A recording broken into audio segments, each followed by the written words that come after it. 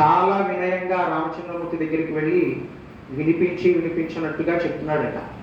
ఆ ఇంద్రజిత్తు వధింపబడ్డాడు అన్నయ్య అని చెప్పాడు. రామచంద్రమూర్తికి వినిపించలేదు. అప్పుడు వెంటనే మళ్ళీ విభీషణుడు అందుకొని, ఇగో స్వామి, లక్ష్మణుడే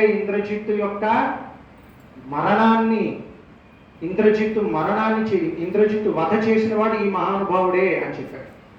చెప్పిన వెంటనే స్వామి చాలా సంతోషించి తమ్ముణ్ణి దగ్గరకు తీసుకొని హత్తుకొని ఎంతో సంతోషంతో ఆ గాత్ర పరిష్వంగం అంటారు, అంటే ఒంటిని నిమరడం, అలాగే ఒంటిని నిమిరి మూర్కొనడం అంటే తల మీద ముద్దు పెట్టుకోవడం, మన భాషలో చెప్పాలంటే.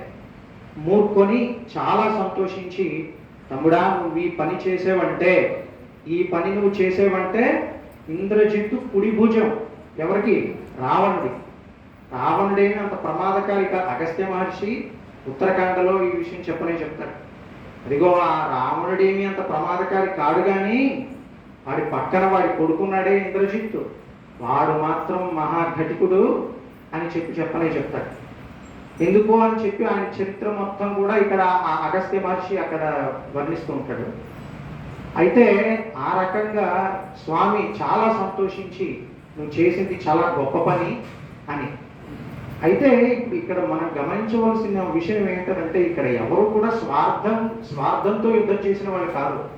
ఇంద్రజిత్తు కానీ అలాగే లక్ష్మణస్వామి కానీ, ఇప్పుడు రామచంద్రమూర్తికి ఇంద్రజిత్తుకి ఒక సిమిలారిటీ ఉంది. అదేమిటంటే, రామచంద్రమూర్తి అరణ్యానికి వచ్చింది తన తండ్రి మాటను నిలబెట్టడం కోసం. ఇంద్రజిత్తు యుద్ధం చేస్తున్నది ఎవరి కోసం? ఆయన కోసమే కాదు, వాళ్ళ నాన్న కోసమే. కాబట్టి ఇక్కడ ఇంద్రజిత్తుకి రామచంద్రమూర్తికి ఇద్దరికి సిమిలారిటీస్ ఉన్నాయి. కానీ మరి ఇంద్రజిత్తు చెడ్డవాడైపోయాడు, రామచంద్రమూర్తి మంచివాడైపోయాడు. ఎందుకు అలాగా అంటే ఏదో కారణం అవుతుంది కదా. రాముడు ఒక దగ్గర ఇదే మాట అంటాడు, ఏమిటంటే, నువ్వు చాలా మంచి పని చేసావు తమ్ముడా లక్ష్మణ, నువ్వు చేసిన పని ఇంతకు ముందు అసలు ఎవరు, ఇది సాధ్యం కాని పని, దేవతలు సైతం పూనుకోని పనిని నువ్వు చాలా అవలీలగా చేసావు. దుష్కృతం కర్మ అని అంటారు. నువ్వు చేసిన పని సామాన్యమైన పని కాదు. ఎందుకంటే మీరు గమనించండి, ఇంద్రజిత్తు వాళ్ళ నాన్న కోసమే పోరాడాడు. అక్కడ ఉన్న లక్ష్మణస్వామి తన కోసం పోరాడుకున్నవాడు కాదు, ఆయన వాళ్ళ అన్న కోసం పోరాడాడు. అక్కడ ఉన్నటువంటి హనుమ మొదలైన వాళ్ళు కూడా రామచంద్రమూర్తి కోసం పోరాడిన వాళ్ళు. ఎక్కువ రామచంద్రమూర్తి ఏమైనా తన కోసం పోరాడుతున్నాడా? సీతమ్మ కోసం పోరాడుతున్నవాడు. అంటే ఇక్కడ ఉన్నవాళ్ళు ఎవరు కూడా స్వార్థం లేని వాళ్ళే. అంత మాత్రాన స్వార్థం లేదు అన్నంత మాత్రాన అందరూ ధర్మాత్ములు అయిపోరు.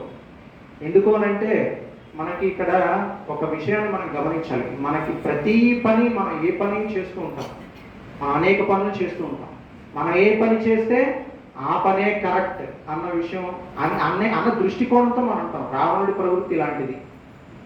ఎందుకనంటే ఈ విషయం రావణుడే చెప్తాడు ఒక దగ్గర, సుందరకాండలో మీరు విన్నారు ఇంతకు ముందే. ఏమని? సీతమ్మ అంటుంది, ఇలాంటి దుష్కార్యాలను చేయకూడదు కదా అంటే, నేను దుష్కార్యం చేసింది ఎక్కడుంది? నా రాక్షస ధర్మం ఇది. ఇప్పుడు మనుషులకు ఎలాగైతే దయ, అలాగే మంచి మంచి గుణాలు వాళ్ళకు ఉన్నాయి కదా, వినయం ఇలాంటివి, ఎలాగో మా రాక్షసులకి అలా కొన్ని మంచి గుణాలు ఉంటాయి. ఆ మంచి గుణాలు ఏంటి? పరభార్యలను ఎత్తుకురావడం, అలాగే ఏవో వాడిని కొట్టడం, వీడిని కొట్టడం. ఆయన అంటాడు హిరణ్యకశిపుడు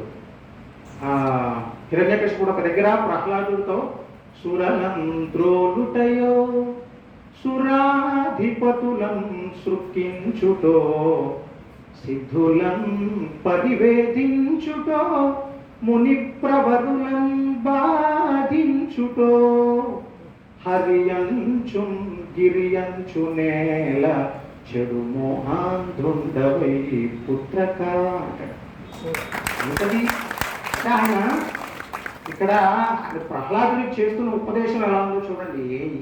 నీకు అసలు బుద్ధి లేదు.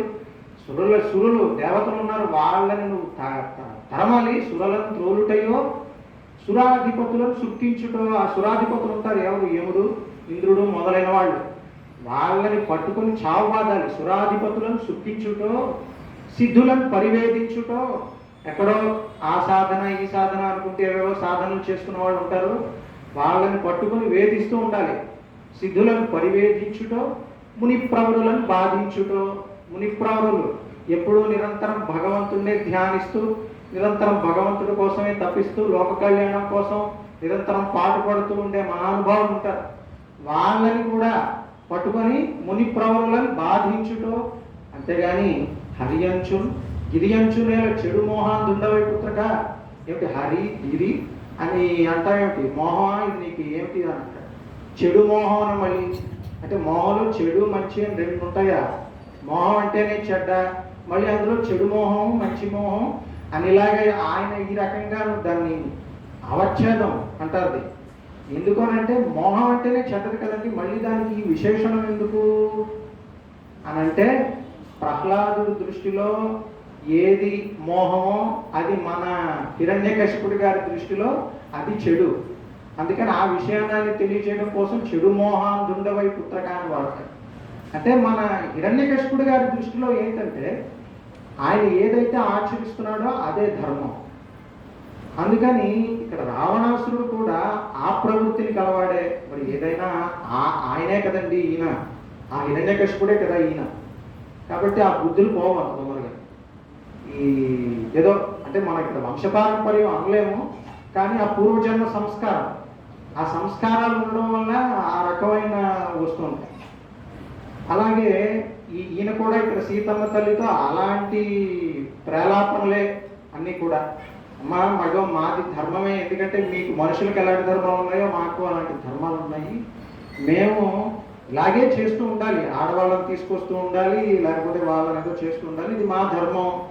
మరి ఇది ఆయన ఇప్పుడు మనకి ఇంకో సందేహం రావాలి. రావణుడు మహాపండితుడు కదండి, ఆయన ధర్మశాస్త్రాలు తెలిసినవాడు, విశేషించి వైశేషిక శాస్త్రంలో మహాపండితుడు. మనకి దర్శనాలు ఎన్ని ఉన్నాయి? ఎన్నండి దర్శనాలు చెప్పచ్చు? 6 దర్శనాలు. ఏమిటో దర్శనాలు? క్రమం అవసరం లేదు, ఎలాగైనా చెప్పచ్చు. 6 దర్శనాలు: సాంఖ్యం, వైశేషికం, న్యాయం. ఈ న్యాయశాస్త్రాన్ని ఏమంటారు? తర్కం, తర్కశాస్త్రం అంటారు. యోగ దర్శనం, అలాగే పూర్వమీమాంస, ఉత్తరమీమాంస. ఇందులో ఒక్కొక్క దానికి ఒక్కొక్కరు ప్రచారకులు. సాంఖ్యానికి కపిల మహాముని. కపిలుడు ఎవరు? మనం బాలకాండలో చూసాం కదా. కపిల మహాముని ఎవరు? సాక్షాత్తు శ్రీ మహావిష్ణు అవతారం అని మనకి ఇందులో రామాయణంలో వాల్మీకి మహర్షి పేర్కొన్నారు. అలాగే వైశేషిక దర్శనం కణాద మహాముని, కణాద మహర్షి. న్యాయ దర్శనం గౌతమ మహర్షి. ఆ తర్వాత పూర్వమీమాంస. పూర్వమీమాంస జైమిని మహాముని. ఈయన సాక్షాత్తుగా వ్యాస మహామునికి శిష్యుడు. అలాగే తర్వాత ఉత్తరమీమాంస. ఉత్తరమీమాంస అంటే దీన్నే ఏమంటారు? వేదాంతం అంటారు. దీనికి ప్రమాణ గ్రంథాలేవి? ప్రస్థానత్రయం. ప్రస్థానత్రయం అంటే ఏమిటి? మూడు గ్రంథాలు ప్రస్థానత్రయం అంటే: భగవద్గీత, ఉపనిషత్తులు, బ్రహ్మసూత్రాలు. భగవద్గీత చెప్పినవాడు ఎవరు? నేను ఇన్ని ప్రశ్నలు వేస్తున్నా, దీనికైనా మీరు సమాధానం గట్టిగా చెప్తారేమో నేను వెయిట్ చేస్తాను. కృష్ణ పరమాత్మ. బ్రహ్మసూత్రాలను రచించిన ఆయన ఎవరు? వ్యాస మహర్షి అనడం కంటే బాదరాయణ మహర్షి అంటే బాగుంటుంది. ఎందుకు అనంటే మనకి పెద్దలందరూ నిర్ణయం చేసినది ఏంటంటే బాదరాయణ మహర్షికి వ్యాస మహర్షి అంటే ఇద్దరు వేరు వేరని మనకి ఈ రకంగా హిస్టరీలో కూడా ఈ రకంగానే చెప్తున్నారు. బాదరాయణ మహర్షి అనడమే మంచిది. అంటే వాళ్ళిద్దరూ ఒకటే అయి ఉండొచ్చు, కానీ బాదరాయణ మహర్షి అంటమే, ఎందుకంటే ఆయనకి ఆ పేరు ఉంది, వ్యాసుడికి కూడా ఆ పేరు ఉంది, అందుకని కన్ఫ్యూజన్. కాబట్టి ఇక ఉపనిషత్తుల మాటకు వస్తే అవి మన వేదంలోని చిట్ట గ్రంథాలు ఉపనిషత్తులు. ఇవి ప్రస్థానత్రయం. కాబట్టి ఈ ధర్మశాస్త్రాలు, ఈ వేదాలు, వేదాంగాలు, వేదాంతాలు అన్నీ తెలిసినవాడు ఎవరు? రావణుడు. సామాన్యుడేమి కాదు, అన్ని సకల శాస్త్రాలు తెలిసినవాడు. ఈయన వైశేషిక దర్శనానికి భాష్యం కూడా చేశాడు. కాబట్టి ఇప్పుడు ఏదైనా ఒక గ్రంథానికి భాష్యం రాయాలంటే వాళ్ళు ఎంత చతురులై ఉంటారండి. ఇప్పుడు మనకి రామానుజుల వారు బ్రహ్మసూత్రాలకు భాష్యం చేశారు, దాని పేరు శ్రీభాష్యం అంటారు. అలాగే శంకరులు భగవద్గీతకి భాష్యం చేశారు, బ్రహ్మసూత్ర ప్రస్థానత్రయానికి వారు భాష్యాన్ని అనుగ్రహించారు. ఇలాగా ఒక సబ్జెక్టు మీద